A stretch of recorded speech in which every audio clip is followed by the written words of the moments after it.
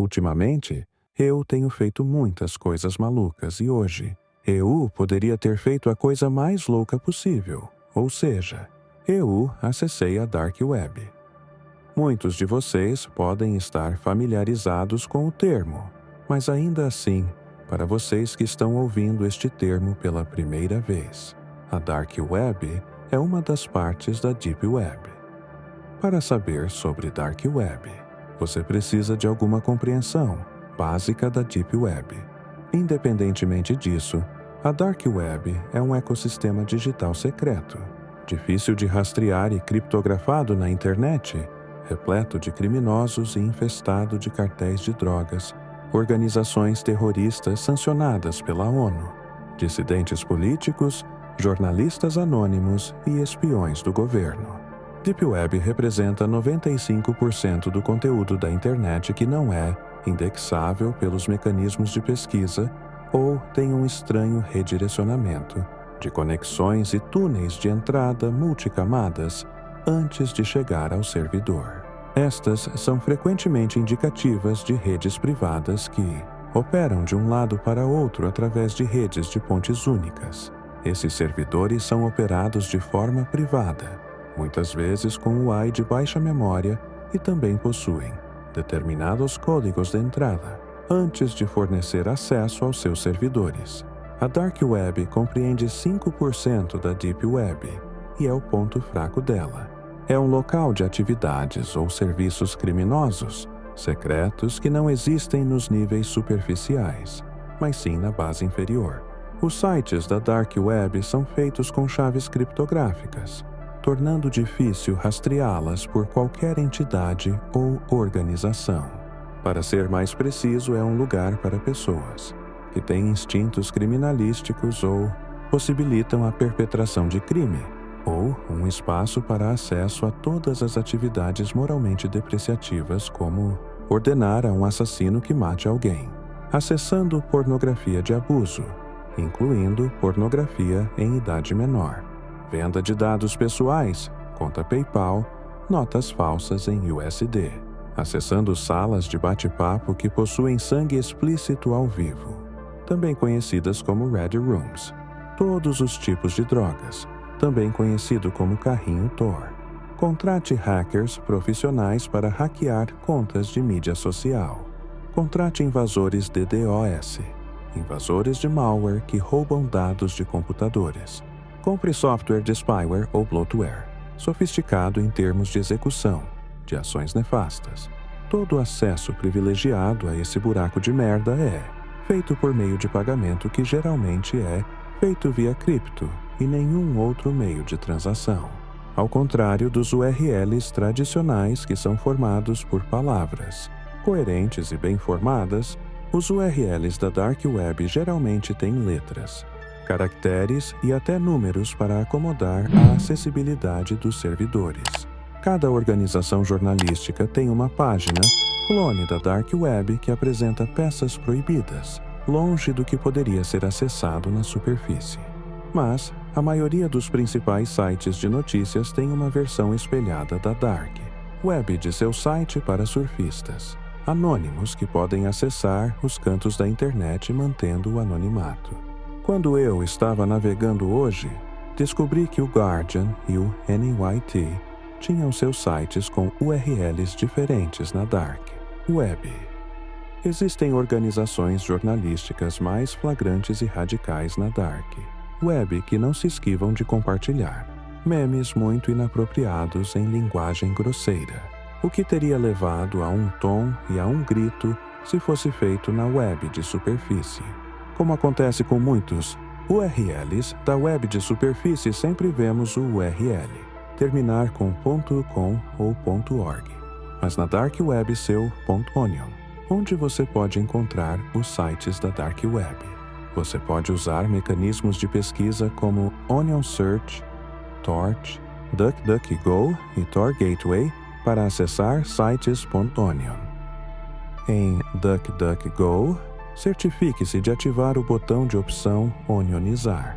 Há também Hidden Wiki, Candle e Dark Search. Cada um desses motores de busca tem páginas indexadas sobre eles. A maioria dos resultados de pesquisa geralmente leva a mais links e, em seguida, você obtém acesso às escolhas desejadas de servidores. A Dark Web pode ser acessada via Tor, também conhecido como The Onion Router, que começou no Laboratório de Pesquisa Naval dos Estados Unidos para proteger dados confidenciais dos equipamentos de um lado, para o outro por meio de uma conexão à internet, que possui múltiplas criptografias sobrepostas na camada de aplicação da pilha de comunicação. Você pode baixar Tor aqui. Ele usou várias sobreposições que criptografam a rede, como várias camadas de um Onion. Mais tarde, porém, este navegador foi feito de código aberto e depois veio o Tor Project, que é uma versão atualizada do Tor. Tornou-se um centro de pesquisa para a segurança do Tor e incentivou o hacking na rede. Tor para procurar brechas nos vários relés que o Tor realiza. O Tor funciona abrangendo mais de 7.000 servidores de usuários anônimos e lança uma conexão de acesso a várias redes de retransmissão que parecem números aleatórios hoc-poc antes de enviá-los para o site Onion. Quando ele salta fora da conexão, cada específico para ter sido criptografado um relé aleatório enviará a solicitação de conexão para o servidor. Existem 3 tipos diferentes, bem como níveis que se podem atingir através do Tor em termos de segurança. Esse recurso, como o nome sugere, envolve simplesmente baixar o Tor de seu site oficial e, em seguida, navegar depois de se conectar à rede Onion. É firme e fácil, proporciona anonimato, mas recentemente também houve notícias sobre violações na rede de retransmissão. Para estar no lado mais seguro, você pode tentar o segundo método. Junto com o uso do Tor, você também pode usar a VPN de uma empresa de renome, que irá sobrepor mais a criptografia. Além disso, as VPNs têm seus túneis, corretivos e protetores de arame. Tails é um sistema operacional ao vivo, que fornece sessões únicas e remove todos os vestígios de atividade do sistema. Muitas vezes é inicializado em um pendrive, até mesmo usado em USB, e seu acesso à internet até então é através da conexão Tor Onion. Serve como uma ótima ferramenta para pessoas que desejam o anonimato completo na web, apoiado pelo Snowden Tails. Está mudando a maneira como vemos e entendemos sistemas operacionais e conectividade com a internet. É um freeware e está disponível para download. Por mais que a Dark Web pareça ser um espaço inseguro, é um centro para jornalistas, dissidentes, investigadores, espiões e muitas outras pessoas que não podem dar-se ao luxo de revelar o seu verdadeiro eu. Vários órgãos de imprensa operam aqui e escrevem peças semelhantes a qualquer página. Os poucos anúncios nos portais de busca, no entanto, estão relacionados a atividades criminosas e ordens de reserva que promovem o sentimento criminalista. O anonimato é bom? É, mas a sombra do anonimato não justifica certos erros que têm consequências de longo alcance. Antes de responder aos problemas, deixe-me fazer uma pergunta da minha parte. A Dark Web é legal? Para começar, essas páginas escapam da indexação dos mecanismos de pesquisa na web de superfície. Elas estão na rede em um servidor que não é fácil de encontrar. Você tem o direito de ter suas coisas na internet? O que você não tem o direito de fazer é cometer crimes ilícitos e filmar vídeos sádicos, incluindo atos de estupro, abuso, tortura, assédio e coisas sexuais que são animalescas e brutais, bem como vídeos de corpos se abrindo para post-mortem em necrotérios. Foi isso que me abalou profundamente. Existem convites abertos para comprar coisas que estão sendo vendidas, como cartões de crédito genuínos de alguém, contas bancárias, contas PayPal, moedas digitais, notas falsas, compra de serviços de hacking, etc. Sou totalmente a favor da liberdade de expressão, mas isso é demais. Isso apenas me faz questionar a humanidade. E existem salas vermelhas e fóruns que permitem que essas atividades sejam transmitidas ao vivo com pessoas que pagam para assisti-las. O lado bom é demasiado difícil de ver aqui, apesar de algumas boas páginas que expõem detalhes críticos da brutalidade governamental ou dos seus planos de manipulação. Isto parece uma coleção de todas as coisas que privam a humanidade de substância. Há coisas que vi sobre as quais não posso falar e que só podem ser acessadas por meio de um navegador protegido. O objetivo de escrever esta peça, eu acho, é conscientizar as pessoas de que tal coisa existe e visualizar com seus próprios olhos que foi isso que nos tornamos coletivamente, e isso é triste. O lado bom da escuridão. Uma reflexão sobre a brutalidade governamental. A sociedade atual vive uma paradoxal realidade, onde o lado bom parece cada vez mais difícil de ser percebido. Embora existam algumas vozes corajosas que expõem os detalhes críticos da brutalidade governamental e dos planos de manipulação, a sensação que prevalece é a de que estamos diante de uma coleção de eventos que despojam a humanidade de sua substância.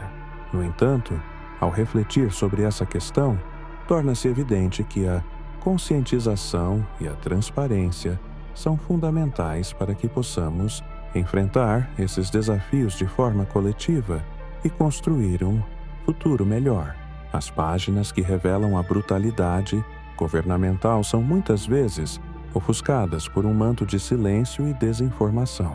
O que vemos na superfície é apenas a ponta do iceberg.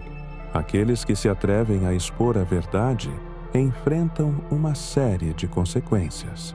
A repressão e a censura são ferramentas frequentemente utilizadas por regimes autoritários para silenciar vozes dissidentes.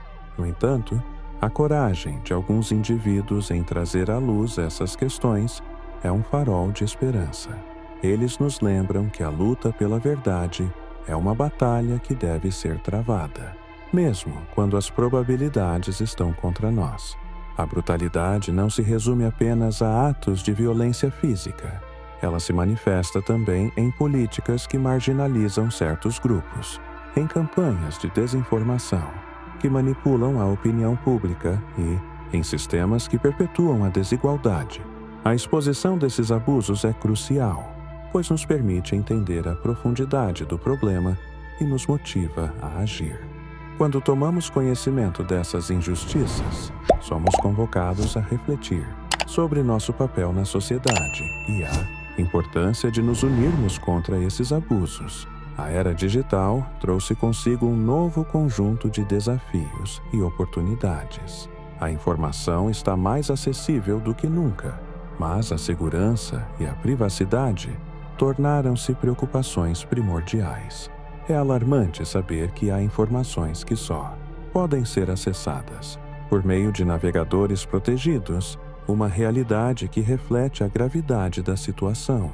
O uso de tecnologias que garantem a proteção dos dados e a anonimidade dos usuários é uma resposta necessária à crescente vigilância e controle governamental. No entanto, essa situação também levanta questões éticas e morais. Devemos nos perguntar até que ponto estamos dispostos a ir para proteger a liberdade de expressão e o direito à informação. A criação de um espaço seguro para discutir e compartilhar informações sensíveis é vital, mas também é preciso garantir que esses espaços não sejam utilizados para propósitos nefastos. A responsabilidade recai sobre nós, cidadãos, para discernir entre o que é verdade e o que é manipulação, e isso exige um compromisso contínuo com a educação e a conscientização. A conformidade é um dos maiores inimigos da mudança. Em muitos casos, as pessoas sentem-se impotentes diante da brutalidade e da manipulação, levando-as a aceitar passivamente a situação. Essa passividade é perigosa, pois permite que os abusos se perpetuem. A triste realidade é que muitos de nós não conseguimos visualizar o que realmente nos tornamos coletivamente. É fácil se perder na rotina diária e ignorar as injustiças que ocorrem à nossa volta. Mas essa abordagem não é sustentável. A conscientização é o primeiro passo para a transformação. Precisamos abrir os olhos para as realidades que nos cercam e nos questionar o que podemos fazer para mudar essa narrativa. A história nos mostra que movimentos de resistência frequentemente começam com um pequeno grupo de indivíduos dispostos a desafiar o status quo. Quando nos unimos em torno de uma causa comum, a força do coletivo pode ser um agente poderoso de mudança.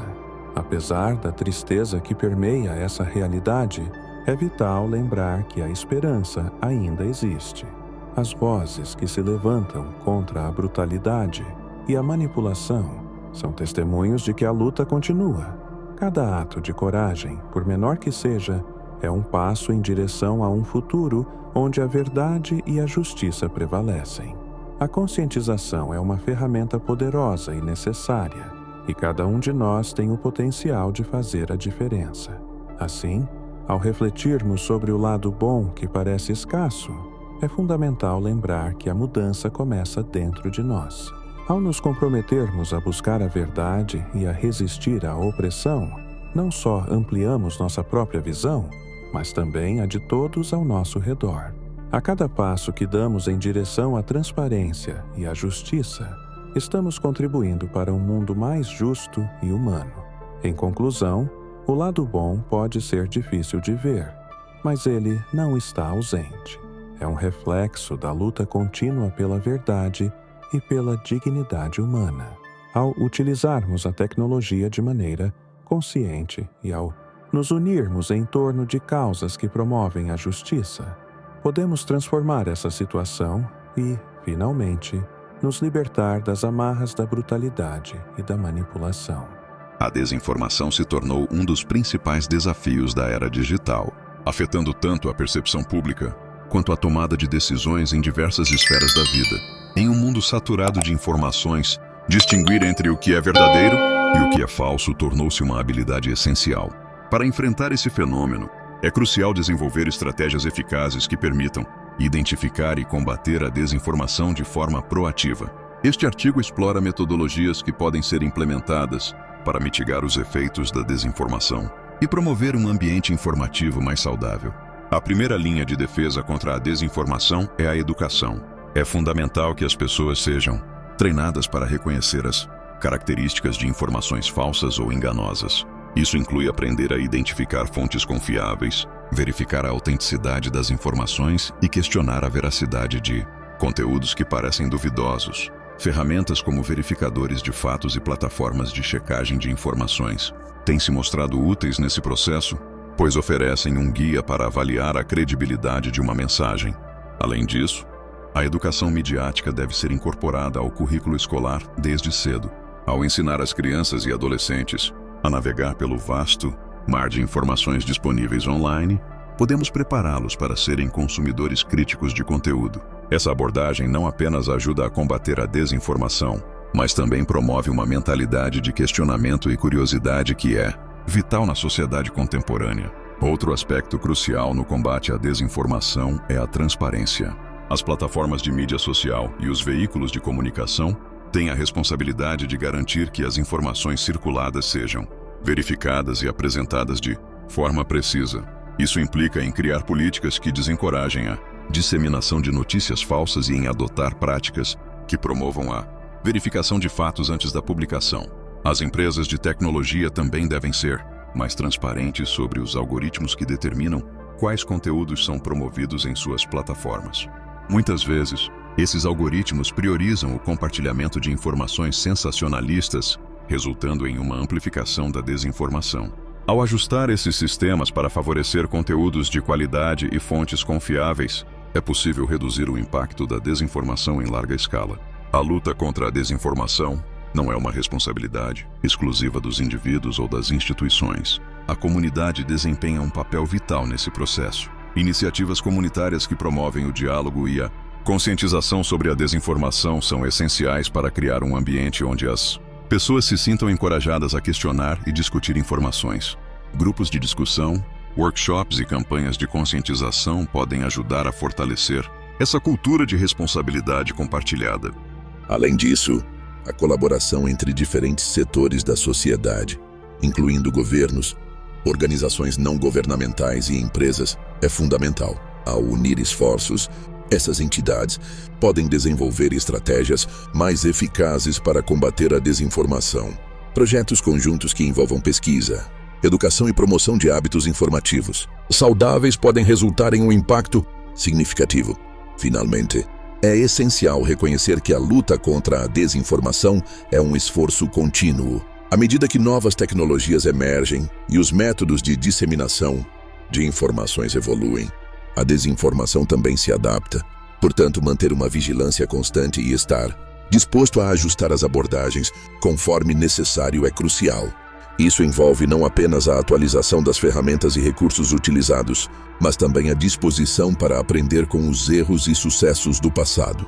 A desinformação é um fenômeno complexo que requer uma abordagem multifacetada para ser combatida de maneira eficaz. Ao investir em educação, promover transparência, incentivar a colaboração comunitária e manter vigilância contínua, podemos construir um futuro onde a informação precisa e confiável prevaleça.